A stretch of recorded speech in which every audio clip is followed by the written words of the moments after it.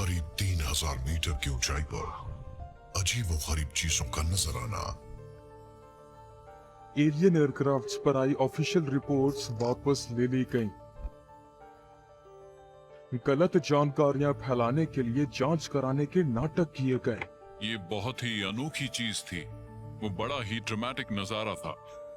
दूर दराज की चोटियों पर अनोखे अनजान जीव धरती पर एलियंस की मौजूदगी के सच को कवर अप करने की सरकारी कोशिशों पर से पर्दा उठाते रहे हैं। इन सभी मिस्टीरियस प्लेसेस से पता चलता है कि हमारे पास्ट के बारे में जो स्कूल में पढ़ाया जाता है वो असल में उससे कई ज्यादा कॉम्प्लेक्स है। जब तक भविष्य के वैज्ञानिक पृथ्वी की इन कुछ जगहों पर मौजूद रहस्यमयी गतिविधियों को समझ नहीं लेते, तब तक हम कुछ अनसुलझी पहेलियों के साथ रह जाएंगे।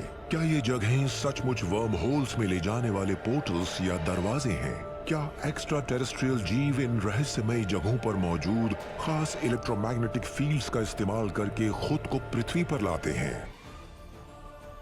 वो कौन थे? वो पीछे क्या छोड़ गए? वो क्यों आए थे? वो कहां चले गए? क्या वो वापस आएंगे?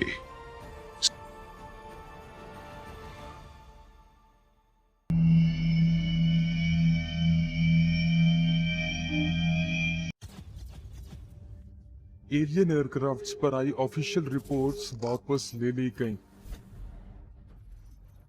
गलत जानकारियां फैलाने के लिए जांच कराने के नाटक किए गए। विसल ब्लोअर्स पर पहचान छुपाने का दबाव डाला गया। कई सालों से एंशिएंट एलियंस में हम धरती पर एलियंस की मौजूदगी के सच को कवर अप करने की सरकारी कोशिशों पर से पर्दा उठाते रहे हैं। और अब नजर डालते हैं उस लिस्ट पर जो मेरे हिसाब से ऐसी कोशिशों के सबसे बड़े एग्जाम्पल हैं। तो शुरू करते हैं मेरे टॉप 10 एलियन कवर अप्स। बहुत से लोग मानते हैं कि धरती पर एलियंस के आने के पक्के सबूत हैं और कई सालों से या कहें सैकड़ों सालों से दुनिया भर में सरकारें इस बारे में सच छुपाती आई है क्योंकि उनके लिए ये एक टॉप सीक्रेट इंफॉर्मेशन है। मगर क्या ये सिर्फ एक कॉन्स्पिरेसी थियरी है?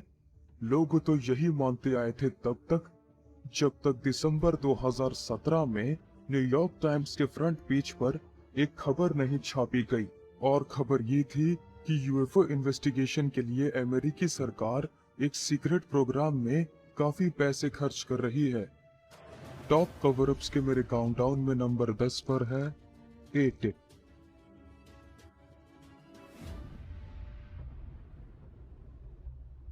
16 दिसंबर 2017 को न्यूयॉर्क टाइम्स में एक धमाकेदार खबर छपी। Glowing auras and black money, the Pentagon mysterious UFO programme. ऐसा पहली बार था कि अमेरिकी जनता को सरकार के एक टॉप सीक्रेट प्रोजेक्ट का पता चला था। इसका नाम था the advance aerospace threat identification program यानी एटिप। पेंटागन के एटिप जैसे प्रोग्राम का सामने आना ये वाकई बहुत बड़ी बात है। यूएफओ मामलों के इतिहास में ये अब तक की सबसे बड़ी खबर है। ये कहीं पर स्पेसशिप दिखने की बात नहीं है, ये यूएफओ के होने पर मुहर लगने जैसा है। खबर के मुताबिक ये प्रोग्राम 2007 से 2012 तक चला। पेंटागन के एक रिटायर्ड अफसर लुइस एलिजोंडो इसके इंचार्ज थे। वो इंटेलिजेंस ऑफिसर रह चुके थे। उनका काम था यूएफओ दिखने की रिपोर्ट्स की जांच करना और ये देखना कि क्या ये देश की सुरक्षा के लिए खतरा थे। हालांकि एटिप को 2012 में बंद कर दिया गया था, मगर एलिजोंडो का दावा है कि वो इसके 5 साल बाद तक अपने पेंटागन ऑफिस में बैठकर इस पर काम करते रहे थे और इसमें उनकी मदद यूएस नेवी और सीआईए के अफसरों ने की थी। अक्टूबर 2017 में एलिजोंडो ने ये कहकर इस्तीफा दे दिया कि इस बारे में ज्यादा ही सीक्रेसी बढ़ती जा रही थी। इस बारे में लुइस एलिजोंडो से मेरी आमने सामने बैठकर बात हुई है और बातचीत में ये साफ हो गया कि आगे और कुछ भी बताने का पेंटागन का कोई इरादा नहीं है। मगर एलिजोंडो ने इस प्रोजेक्ट का सच दुनिया को दिखाकर काबिले तारीफ काम किया है। पेंटागन छोड़ते वक्त एलिजोंडो ने फैसला किया कि वो एटिप में सालों तक हुई मेहनत सबके सामने लाकर रहेंगे। न्यूयॉर्क टाइम के फ्रंट पेज पर खबर छपने के दिन उन्होंने मीडिया को इस बारे में 3 वीडियोस भी भेज दिए। नेवी जेट्स पर लगे कैमरों में कैद हुए ये वीडियो अब तक सामने आए यूएफओ वीडियोस में शायद सबसे ज्यादा कमाल के थे। ओह माय गॉड, वाओ, ये है क्या? ये क्या चीज है? एटिप की ऐसी बहुत सी जानकारियां हैं जो अभी बाहर नहीं आई है। थोड़ा बहुत कुछ आ जाता है, मगर बहुत कुछ आना अभी बाकी है। जून 2020 में सरकार ने लुई एलिजोंडो के दावों को स्वीकार करते हुए ये भी माना कि ऐसी इन्वेस्टिगेशन कभी बंद ही नहीं हुई। अब इनका नया नाम है the unidentified aerial phenomena task force.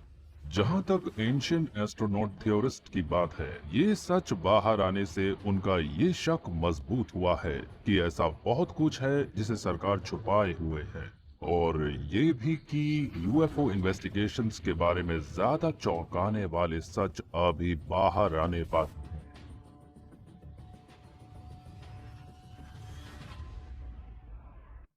1952 में जब कोल्ड वॉर अपनी चरम पर थी, तब एक और सीक्रेट गवर्नमेंट प्रोजेक्ट था जिसका मकसद यूएफओ के मामले को गहराई से जांचना था, और पूरी दुनिया से उस वक्त ये बात कही गई थी।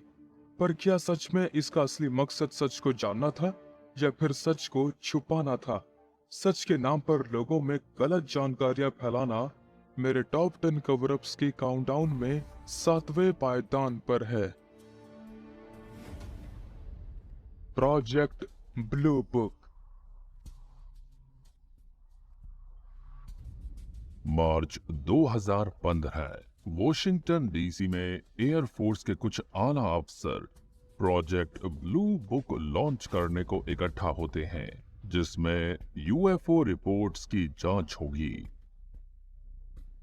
एयरफोर्स के कैप्टन एडवर्ड रपोल्ट की निगरानी में ये नई टॉप सीक्रेट एजेंसी यूएफओस और देश की सुरक्षा पर उनके खतरे को गहराई से स्टडी करेगी। प्रोजेक्ट ब्लू बुक में एक फॉर्म बनाया गया जिस पर लोग यूएफओ दिखने की रिपोर्ट डाल सकते थे, जैसे ये कैसा दिखता था, कुछ आवाज भी सुनाई दी क्या, एक रेफरेंस चार्ट भी था जिससे यूएफओ की एलिवेशन पता चल सकती थी। अगर यूएफओ से कोई खतरा नहीं था तो फिर यूएस एयरफोर्स लोगों से यूएफओस की इतनी डिटेल्स आखिर क्यों ले रहे थे? यूएफओ दिखने की सैकड़ों रिपोर्ट्स और तस्वीर आने और इंटरव्यू लेने के बाद जनवरी 1953 में कैप्टन रपोल्ट और एस्ट्रोनॉमर जे एलन हाइनेक ने 33 केस छांटकर सीआईए के बनाए साइंटिस्ट पैनल के सामने रखे। पैनल के चीफ डॉक्टर एच.पी. रॉबर्टसन थे। पैनल ने ये कहकर सारे केस खारिज कर दिए कि ये नेचुरल फिनोमेना थे और इन पर ध्यान देने की जरूरत नहीं थी। जे एलन हाइनेक के बेटे पॉल हाइनेक समेत बहुत से स्कॉलर्स ने कहा कि सरकार के लिए प्रोजेक्ट ब्लू बुक का मकसद यूएफओ के सच सामने लाना नहीं था, बल्कि सच पर पर्दा डालना था। एयरफोर्स को सच बताने से नहीं, बल्कि जवाब तैयार करने से मतलब था। तो प्रोजेक्ट ब्लू बुक का मकसद था जितना हो सके उतने झूठे जवाब बनाना।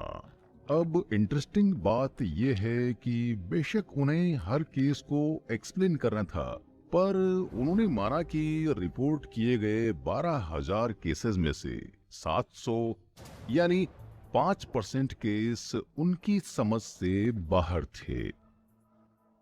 1969 में प्रोजेक्ट ब्लू बुक को ये कहकर बंद कर दिया गया कि इस बात का कोई सबूत नहीं मिला कि यूएफओ देश के लिए खतरा थे या वो बाहरी दुनिया से आए थे। पर कहानी क्या वहीं खत्म हो जाती थी या वो एक शुरुआत थी? बेशक प्रोजेक्ट ब्लू बुक को 1969 में बंद कर दिया गया, पर एटिप से पता चला कि सरकार ने यूएफओ की जांच कभी बंद ही नहीं की थी, बस उन्होंने नाम बदला था। अब तो एयरफोर्स भी मान चुकी है कि यूएफओ की स्टडी रोकी नहीं गई है। प्रोजेक्ट ब्लू बुक जैसा कोई मिशन होता था, सिर्फ ये जानना हमें सोचने पर मजबूर करता है कि सरकार के और कितने ऐसे ही टॉप सीक्रेट मिशन रहे होंगे जो एलियन से जुड़े हुए हैं। और 1984 में एक ऐसे ही सीक्रेट मिशन का हम लोगों को पता चला जब इसकी जानकारी हॉलीवुड के एक बड़े फिल्म प्रोड्यूसर तक पहुंच गई। टॉप 10 कवर-अप्स की काउंटडाउन में नंबर 6 पर है द मैजेस्टिक 12।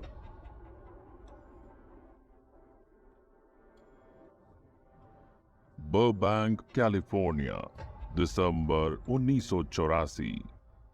फिल्म प्रोड्यूसर और यूएफओ रिसर्चर जेलमीर शेंडेर को घर का दरवाजा खोलते ही फर्श पर एक खाकी लिफाफा पड़ा मिलता है। डाक खाने की मोहर से पता चलता है कि ये न्यू मैक्सिको के एल्बुकर्की कस्बे से आया है, मगर लिफाफे पर भेजने वाले का पता नहीं लिखा है। दरवाजा खोलते ही उन्हें ये पैकेट पड़ा मिला। ये डाक से आया था। इसके अंदर डिब्बी में बंद एक फिल्म रोल था। मतलब उन्हें जो मिला वो एक प्रॉपर फिल्म रोल था। फिल्म को अब अच्छे से डेवलप किया गया तो आइजनहोवर ब्रीफिंग डॉक्यूमेंट के 8 पेजेस के प्रिंट सामने आए। आइजनहावर ब्रीफिंग डॉक्यूमेंट एक मेमो है। माना जाता है इसे साल 1952 में CIA के पहले डायरेक्टर रॉस्को हेलन कैटर ने निर्वाचित राष्ट्रपति ड्वाइट आइजनहावर को भेजा था। हेलन कैटर ने इसमें लिखा कि राष्ट्रपति हैरी ट्रूमन ने धरती पर गिरे यूएफओ की स्टडी के लिए सरकार के अंदर ही मैजेस्टिक 12 नामक एक सीक्रेट ग्रुप बनाया था। डॉक्यूमेंट में लिखा था कि रोजवेल समेत कई जगहों पर यूएफओ के क्रैश होने की रिपोर्ट्स हैं। आइजनहावर को ये सलाह खास तौर पर दी गई थी कि ये काम आगे भी सीक्रेट रहना चाहिए। मार्च 1994 जेमी शैंडेरे को आइजनहावर ब्रीफिंग डॉक्यूमेंट मिलने के कोई 10 साल बाद मैजेस्टिक 12 के रिसर्चर्स को तब झटका लगता है जब फिल्म का एक रोल सामने आ जाता है। इस बार मैरीलैंड के एक यूएफओ ग्रुप को ये रोल मिलता है जिसे किसी ने विस्कॉन्सिन के ला क्रॉस शहर की क्विलिंस फार्मेसी से भेजा था। दस्तावेजों की जांच करने वालों में investigative journalist Linda molten how भी थी, जो मैजेस्टिक 12 पर करीब 20 साल से रिसर्च कर रही थी। अप्रैल 2017 में एडिटर और रिसर्चर जॉर्जियो सुकलोस एल्बुकर्की शहर जाते हैं ताकि लिंडा से मिलकर ये जान सकें कि इन दस्तावेजों के बारे में उनकी क्या राय है। अगर मैं इसे ठीक तरह से समझ पा रहा हूँ तो बात यह है कि किसी ने मौका मिलते ही कागज पर लिखे डॉक्यूमेंट्स की फोटोज खींच ली थी। क्या हमें पता है कि वो कौन था जिसने ये तस्वीरें खींची थी? ऐसे बहुत से लोग हैं जो army, CIA, DIA, NSA, NRO में रहे हैं और जिन्हें इस बात का अफसोस है कि ये बात बाहर क्यों नहीं आई। उनमें से ही कोई होगा जिसके पास ये मेमो कभी आया होगा। उसने शायद फोटो ले ली होगी और बाकी आप सब कुछ जानते ही हैं। जितने भी डॉक्यूमेंट्स मैंने देखे हैं और स्टडी किए हैं, उनमें से जो SOM-01 है, मतलब मैजेस्टिक 12 का स्पेशल ऑपरेशन मैनुअल, मेरे हिसाब से वो इनके सही होने का सबूत है, क्योंकि इस पर अप्रैल 1954 की मोहर है, मैजेस्टिक 12 के वॉर ऑफिस की असली मोहर। और ये टाइटल देखिए, extra terrestrial entities and technology recovery and disposal, top secret, magic eyes only. और देखते ही समझ में आ जाता है कि इसमें UFO के जो फोटोज और ग्राफिक्स हैं वो सच में बिल्कुल असली हैं। सच में ऐसा पहले नहीं देखा। क्या अमेरिकी सरकार को 1940 में ही धरती पर एलियंस के आने का पता चल गया था? इसलिए उन्होंने एक टॉप सीक्रेट कमेटी बनाई जो इन रिपोर्ट्स को इन्वेस्टिगेट करे। हालांकि सरकारी अफसर कहते रहे हैं कि मैजेस्टिक 12 कभी था ही नहीं, पर जिन्होंने वो दस्तावेज देखे हैं वो सच्चाई जानते हैं। उन्हें कोई ऐसा सबूत भी नहीं मिला कि मैजेस्टिक 12 को रद्द कर दिया गया था। सबसे बदनाम UFO कवर-अप्स में से एक 9 दिसंबर 1965 को हुआ था, जब मंदिर के घंटे जैसी कोई चीज पेंसिल्वेनिया के कैग्सबर्ग के जमीन से टकरा गई। टॉप 10 कवर-अप्स के मेरे काउंटडाउन में नंबर 5 पर है कैग्सबर्ग UFO इंसिडेंट। 9 दिसंबर 1965 पेंसिल्वेनिया के कैग्सबर्ग में हजारों लोगों ने रात के वक्त आकाश में एक बेहद चमकीला आग का गोला गुजरते देखा। एक बड़ी सी चीज जंगल में गिरती हुई नजर आई। वहां मौजूद लोगों का दावा था कि वोक्सवैगन बीटल कार जितनी बड़ी इस अजीब चीज से मंदिर की घंटी जैसी आवाज आ रही थी।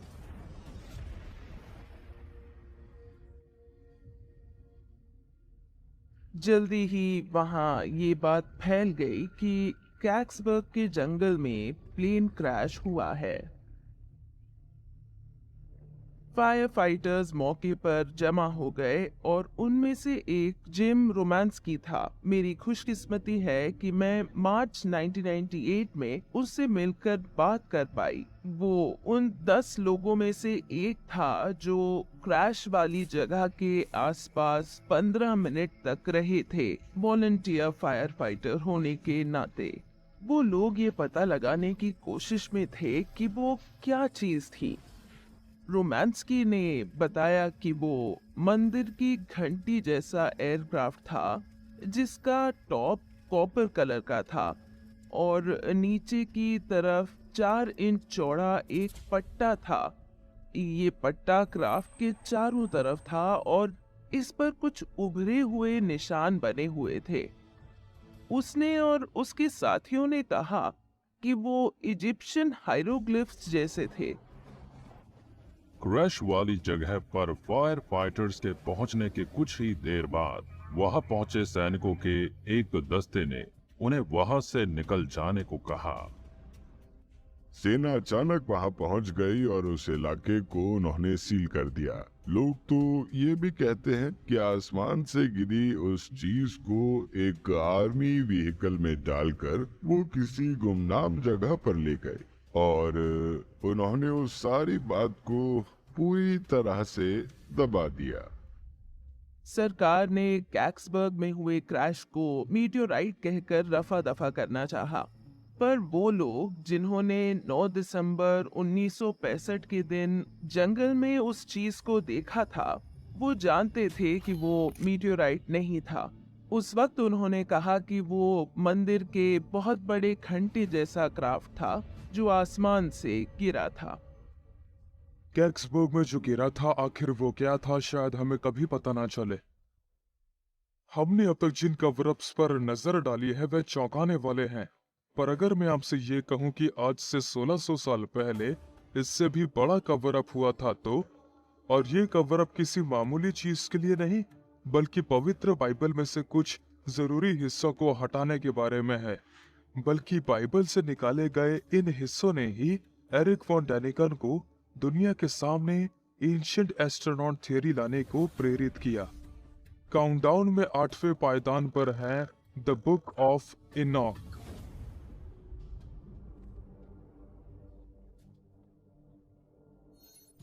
सेंट्रल एनाटोलिया टर्की, 4वीं शताब्दी। क्रिश्चियन चर्च के 30 पादरी लेओडीसिया में एक सभा करते हैं।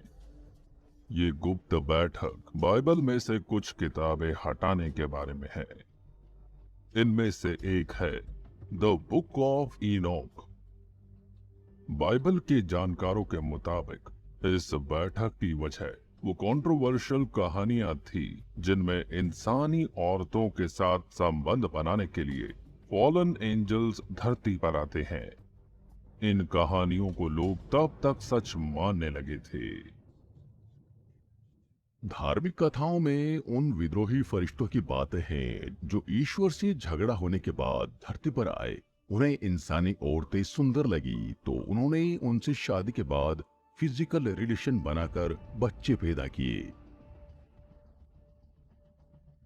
द बुक ऑफ इनोक में उनकी तादाद लिखी है कि 200 फरिश्ते ईश्वर का आदेश न मानते हुए धरती पर उतरे और उन्होंने हमारी औरतों के साथ संबंध बनाए। अगर फरिश्ते वैसे ही हैं जैसा हम सोचते हैं जो जन्नत में रहते हैं, तो फिर वो कैसे और क्यों धरती पर आकर इंसानी औरतों के साथ फिजिकल रिलेशन बनाना चाहेंगे? हमें ईश्वर के इन संतानों के बारे में नए सिरे से सोचना होगा। पुरानी दंत कथाओं में तो ये कहा गया है कि ये इंसानों जैसे दिखते थे, पर ये आए बाहरी दुनिया से थे। हमें इन पुरानी कथाओं को नए नजरिए से समझना होगा। फरिश्ते ना कहकर इन्हें हम बाहरी दुनिया के लोग कहें। हम आर्चिंगल्स की जगह एलियंस लीडर शब्द इस्तेमाल करें। कहीं जन्नत लिखा है तो समझें कि स्पेस की बात हो रही है। वक्त आ गया है आंखें खोलने का और सब कुछ नए नजरिए से देखने का। द बुक ऑफ इनोक की कहानियों के फरिश्ते क्या असल में एलियंस हैं जो धरती पर इंसानी औरतों के साथ संबंध बनाने आए और इससे हमारा जेनेटिक मटेरियल बदल गया। एंशिएंट एस्ट्रोनॉट थ्योरिस्ट यही मानते हैं। उनके मुताबिक बाइबल से द बुक ऑफ इनोक को हटाने का मकसद हमारे बाहरी दुनिया से आने के सच पर पर्दा डालना था।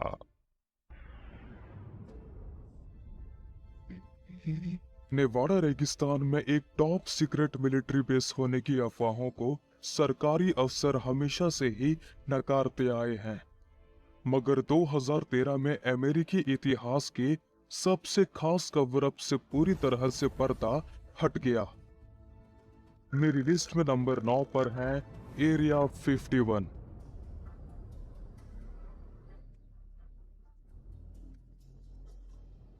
लैंगले, वर्जीनिया, 15 अगस्त 2013। सालों साल तक छुपाने और इनकार करते रहने के बाद CIA ने उन डॉक्यूमेंट्स को डीक्लासिफाइड कर दिया जिनमें एरिया 51 नाम की एक खुफिया मिलिट्री रिसर्च फैसिलिटी होने की बात थी। आखिरकार उन अफवाहों पर मोहर लग गई थी जिनके सच होने का दावा बरसों से UFO कम्युनिटी और कॉन्स्पिरेसी थ्योरी कम्युनिटी करती आई थी। वहां के RDI एक्ट के तहत मिली एक अर्जी के कारण सरकार एरिया 51 की मौजूदगी मानने को मजबूर हो गई। बेशक अर्जी का जवाब आने में 10 साल से ज्यादा वक्त लगा, पर आखिरकार उन्होंने वो माना जो दुनिया जानती है कि एरिया 51 एक सच है। दक्षिणी नेवाडा के रेगिस्तान में 1955 से मौजूद इस टॉप सीक्रेट बेस को सेना के बेहद सीक्रेट प्रोजेक्ट का केंद्र माना जाता है। इन प्रोजेक्ट्स में U-2 स्पाई प्लेन से लेकर F-117 लड़ाकू जेट शामिल है। बहुत लोग मानते हैं कि एरिया 51 की कुछ खुफिया जगहों पर इससे भी बड़ा राज छुपा है। ये है बाहरी दुनिया के लोगों से संपर्क होने का राज। एरिया 51 से जुड़े हुए लोगों के दावे टाइम टू टाइम सामने आते रहे हैं। इन दावों में मीडिया या विसल ब्लोअर्स को साफ साफ बताया गया है कि एरिया 51 में दूसरी दुनिया की टेक्नोलॉजी मौजूद है।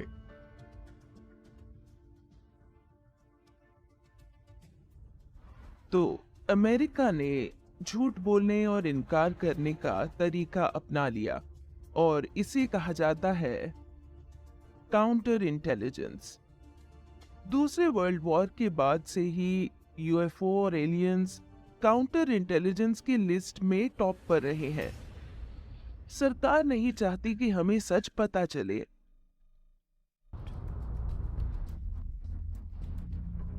टेनरीफ कनेरी आइलैंड्स समंदर के नीचे मौजूद अपने तल से करीब 8000 मीटर की ऊंचाई तक खड़ा माउंट टीडे दुनिया का तीसरा सबसे बड़ा ज्वालामुखी है। 15वीं सदी में स्पेन के हमले के बाद यहाँ के आदिवासियों की संस्कृति और परंपराएं भी बड़ी तेजी से खत्म हो गईं। इसके आसपास के इलाके में किसी जमाने में रहस्यमय ग्वानचे लोग रहते थे और कहते हैं कि वो इस टापू पर 200 ईसा पूर्व में भी थे। ग्वानचे लोग बड़े ही रहस्यमय हैं क्योंकि हम आज भी उनके बारे में बहुत कम जानते हैं। उनके बारे में कुछ कहा नहीं जा सकता।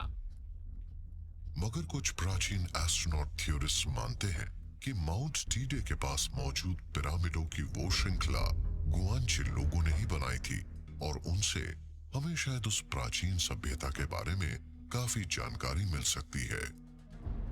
वो लाशों की ममीज बनाते थे। हम उनकी ममीज को स्टडी करके उनके बारे में और बहुत कुछ जान सकते थे। ग्वानचे लोगों ने पिरामिड भी बनवाए थे।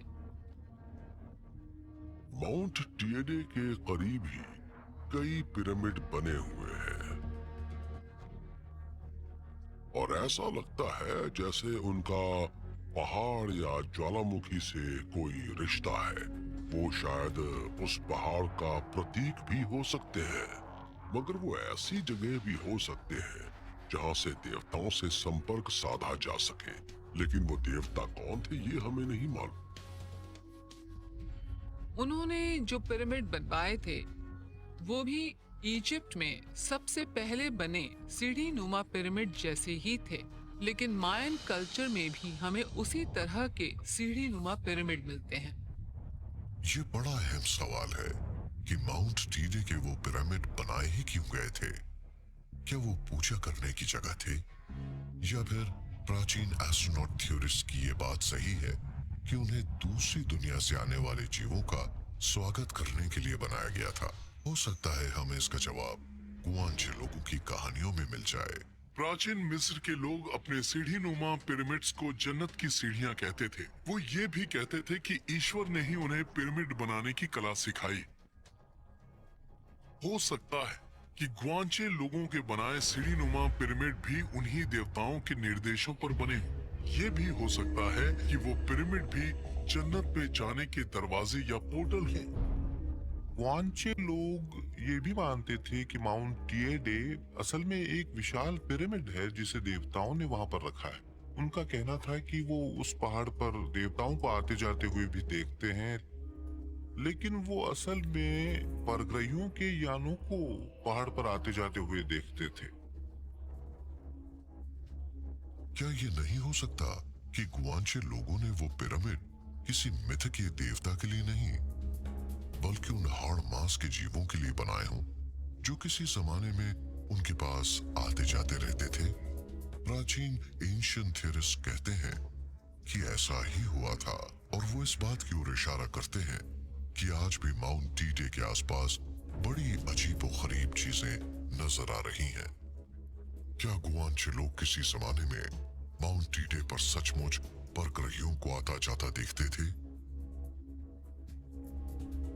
बहुत से प्राचीन एस्ट्रोनॉट थ्योरिस्ट मानते हैं कि परग्रही सिर्फ उन पहाड़ों पर उतरते ही नहीं थे, बल्कि उन्होंने उन पहाड़ों के अंदर अपने काफी बड़े बड़े सैनिक ठिकाने भी बना रखे थे।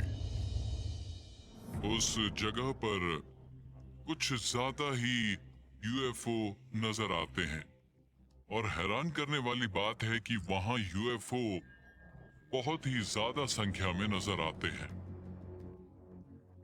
जून 1976 में जमीन पर रहने वाले लोगों ने आसमान में एक तेज चमकती हुई चीज देखी जो करीब 3 मंजिला ऊंची एक ग्लोब जैसी चीज थी जो कहीं कहीं से पारदर्शी भी थी। उस मामले की जांच स्पेन की सेना ने भी की थी। उन्हें जो मिला वो बिल्कुल अनोखी चीज थी। बुकाराश, फ्रांस, 2012। दुनिया मान रही थी कि माया कैलेंडर का अंत एक महाविनाश के साथ होगा, जिसकी वजह से बहुत से लोग इस पहाड़ी गांव में चले गए इस उम्मीद में कि परग्रही उन्हें बचा लेंगे। इस पूरे पहाड़ पर चूना पत्थर की गुफाओं की एक भूल भुलैया सी बनी हुई है। इन चूना पत्थर की गुफाओं को देखकर बहुत से लोगों ने ये मान लिया कि यहाँ पर परग्रहियों का एक सैनिक ठिकाना तो जरूर है। इन पहाड़ों के अंदर परग्रही रहते हैं और वो यहाँ कई हजार साल से रह रहे हैं। बुगराश को फ्रांस के इस हिस्से में बड़े लंबे समय से बहुत ही पवित्र पहाड़ माना जाता रहा है। इस पहाड़ में एक जादुई आकर्षण तो है जिसकी वजह से लोग यहाँ आकर उसे देखते हैं। यहाँ काफी यूएफओज नजर आते हैं और इन पहाड़ों पर और इसके आसपास इतनी अजीबोगरीब रोशनी रहती है और इतनी अनोखी चीजें नजर आती हैं कि पूरे यूरोप से लोग उन्हें देखने बुगराश आते हैं। 2012 में यहाँ हुआ ये कि कयामत के डर से इस इलाके में बहुत लोगों की भीड़ जमा हो गई, क्योंकि उन्हें लग रहा था कि यही एक जगह है जहां पृथ्वी पर होने वाली तबाही और बर्बादी से वो बच सकते हैं। उन्हें यकीन था कि परग्रही यहाँ बाहर आएंगे और उस इलाके में मौजूद हर शख्स को बचाएंगे। फिर कयामत के बाद उनसे ही एक नई दुनिया का जन्म होगा। तो क्या सचमुच फ्रांस के उस पहाड़ के अंदर परग्रही हजारों साल से किसी की नजरों में आए बिना रह रहे थे? अगर ऐसा है तो क्या ये नहीं हो सकता कि दुनिया के दूसरे पहाड़ों पर भी परग्रहियों ने अपना गुप्त ठिकाना बना रखा हो? Mount Shasta, California. इस इलाके में करीब 4,500 मीटर की ऊंचाई तक आसमान चूमता ये पहाड़ कई हजार साल से अनोखी और चौंकाने वाली कहानियों को जन्म देता रहा है। 1890 के दशक में एक किताब लिखी गई थी जिसमें ये लिखा था कि एक ऐसी सभ्यता थी जो माउंट शास्टा के अंदर बने चेम्बर्स में रहती थी। इतने सालों के दौरान माउंट शास्टा के आसपास के इलाकों में इतनी उड़न तश्तरियां नजर आईं कि मन में ये सवाल उठने लगा कि ऐसा कैसे हो रहा है। ऐसे में इस बात से इनकार नहीं किया जा सकता कि माउंट शास्टा के अंदर कुछ जीव काफी लंबे समय से रह रहे हैं। यहाँ रहने वाले आदिवासी अमेरिकी हमेशा से ये मानते रहे हैं कि माउंट शास्ता में कुछ तो खास है। वो तो ये भी मानते हैं कि इंसान का जन्म ही माउंट शास्ता में हुआ था। उनका कहना है कि एक बार दुनिया में जबरदस्त तबाही आई थी और तब पृथ्वी पर रहने वालों ने उस पहाड़ के अंदर छिपकर अपनी जान बचाई थी। उस तबाही के गुजरने के बाद लोग माउंट शास्ता से बाहर आए और उन्होंने फिर से एक नई दुनिया बसाई। तो क्या परग्रही सचमुच पृथ्वी पर रह रहे हैं, पहाड़ों के अंदर छिपकर? अगर रह रहे हैं तो उन्होंने माउंट शास्टा के अलावा दुनिया के दूसरे पहाड़ों पर भी तो अपनी एक बड़ी उन्नत सभ्यता बनाई होगी। एंशिएंट एस्ट्रोनॉट थ्योरिस्ट के अनुसार रहस्यमयी ऊर्जा से भरी ये जगहें दुनिया में यूं ही कहीं भी नहीं बन जाती। ये सभी जगहें आपस में एक वर्ल्ड ग्रिड के जरिए जुड़ी हैं। वर्ल्ड ग्रिड एक तरह का ऊर्जा का जियोमेट्रिक पैटर्न है जो पूरे ग्रह पर एक जाल की तरह फैला है। वर्ल्ड ग्रिड थियरी में ये माना जाता है कि दुनिया भर की ये सारी सीक्रेट साइट्स आपस में एक तरह के एक मैथमेटिकल ज्योमेट्रिक ग्रिड से जुड़ी हुई है। ये ग्रिड उस वक्त का है जब हम सही तरीके से हार्मनी को समझते थे, वो हार्मनी जो नेचर, ज्योमेट्री, साइंस और मैथमेटिक्स के बीच थी। इन ज्योमेट्रिक आकृतियों और पृथ्वी की कुछ जगहों के बीच का ये खास रिश्ता इतिहास में प्राचीन ग्रीस के पिथागोरियन स्कूल ऑफ थॉट जितना पुराना है। एंशियंट ग्रीस के सबसे फेमस पाइथागोरियन फिलोसोफर्स में से एक प्लेटो का कहना था कि अर्थ एक जियोमेट्रिक डोडेकाहेड्रन है, यानी कि एक बॉल है जिसे अलग अलग जियोमेट्रिक शेप्स में सिला गया है। तो इसका मतलब ये हुआ कि पाइथागोरियन स्कूल ये मानता था कि अलग अलग तरह की ज्योमेट्री से ही हर तरह का मैटर बना है, यहाँ तक कि अर्थ भी। हमारा पूरा प्लैनेट हमारे चारों तरफ फैली इनविजिबल एनर्जीज के नेटवर्क से ढका है, लेकिन कुछ कुछ जगहों पर ये एनर्जीज साथ मिलकर एक बहुत ज्यादा ताकतवर वॉर्टेक्स एरिया क्रिएट कर देती है, और ये एनर्जी अर्थ पर मिलने वाली कई दूसरी एनर्जी से कहीं ज्यादा पावरफुल और यूजफुल होती है। ये बात तो सभी जानते हैं कि ऑस्ट्रेलियन ट्राइबल्स जब डेजर्ट में घूमने जाते हैं तो वो इन ड्रीमिंग ट्रैक्स को फॉलो करते हैं। उनका दावा है कि वो इन लाइंस को जमीन पर देख सकते हैं, और चाइनीज लोग भी मानते हैं कि वो इन ड्रैगन लाइंस को देखकर ट्रैक कर सकते हैं। और दरअसल फेंग शुई की ये पॉपुलर और बहुत ही मशहूर चाइनीज प्रैक्टिस तो पूरी तरह से इन्हीं लाइंस की एनर्जी पर ही बेस्ड है। तो हम पिरामिड्स बनाकर या इन स्टैंडिंग स्टोन्स या ओबेलिस्क्स या ऐसी ही चीजों के जरिए अर्थ के आसपास मौजूद नेचुरल एनर्जी फील्ड को इस्तेमाल कर सकते हैं, और जैसे हम एक ह्यूमन बॉडी पर एक्यूपंक्चर करते हैं वैसे ही हम अर्थ के साथ भी कर सकते हैं। यानी अर्थ पर कुछ खास स्ट्रक्चर्स बनाकर या किसी स्पेसिफिक जगह नीडल लगाकर हम इनकी एनर्जीज को बढ़ा सकते हैं। यूरोप में ऐसी लाइंस जो कभी कभी हजारों किलोमीटर लंबी होती हैं, एंशियंट टाइम्स से ही मौजूद हैं। उन्हें यूरोप में ले लाइंस कहते हैं। ये सारे एंटीक प्लेसेस आपस में जुड़े हुए हैं। ये ले लाइंस पूरे इंग्लैंड से होते हुए पूरे फ्रांस से गुजरकर फिर नीचे इटली में आती है, और ये एक सीधी लाइन है। और इसका सबसे दिलचस्प हिस्सा ये है कि उनमें से कई शहर जो उस लाइन पर आते हैं, उसमें शहर के नाम का मूल 20 से 30 शहरों के नामों में देखने को मिल जाएगा, जो कि सच में चौंकाने वाली बात है। हर पॉइंट एक ही लाइन पर है। ये एक आर्कियोलॉजिकल पॉइंट है, और हर पॉइंट का कोर वर्ड सेम है। ये वर्ड हमेशा स्टार ही होता है। ये बहुत कमाल का है, और इसमें कोई कोइंसिडेंस नहीं है। हमारे स्टोन एज के लोगों ने सिर्फ कोइंसिडेंस की वजह से अपने सारे होली प्लेसेस को एक लाइन पर नहीं रखा। किसी ने उन्हें ऑर्डर दिया था, किसी ने उन्हें बताया था कि अपने विलेज का नाम हमेशा स्टार रखना, उसे बिल्कुल बदलना मत।